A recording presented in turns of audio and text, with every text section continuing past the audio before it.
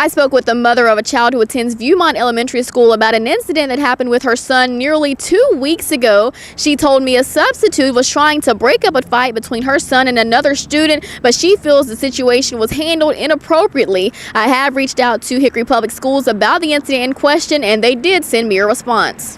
The teacher said that she was breaking it up, and the only way that she could get leverage on the fight or on it was to grab my son the way she did and to pull him until he felt like he was being choked.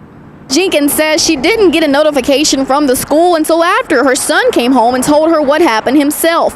It was then that she reached out to the substitute teacher directly about the incident. I told her I think she owed my son an apology because she didn't, number one, have any business putting her hands on him at all to break up, not just one. If she was going to touch one, she should have touched them both. And then she just looked at me and kind of sat there with her hands like in a prayed position. She didn't agree to apologize. She didn't feel like she owed him an apology. She just looked at me. Hickory Public Schools sent me this statement in response to the incident in question involving her son, quoting, "The well-being of all children in our system is our first priority.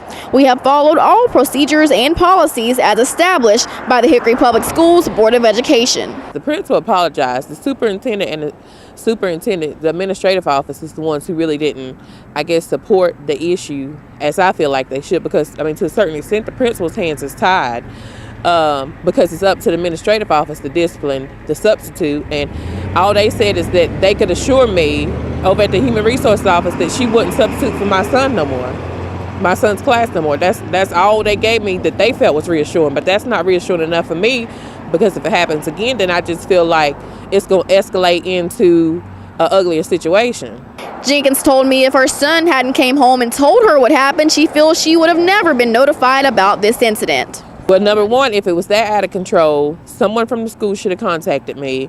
And number two, my son comes home daily with a planner, and they have Class Dojo that they use. They should have contacted me to let me know that my son had been in a fight, regardless if he started or the other student started. They should take parents' issues seriously, because, like I said, it can get real ugly when they just sweep things like this under the rug. And you have, you send your students to school to be safe, not to be choked, not to be assaulted, not to be abused, not to be neglected. So, I mean, if they don't take it serious, then it just only leaves parents to do whatever they need to do to feel like their child is protected.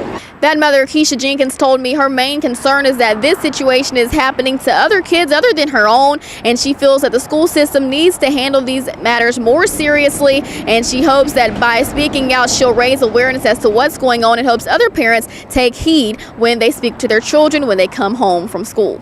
Reporting from Viewmont, I'm Fentress Fountain, WHKY News.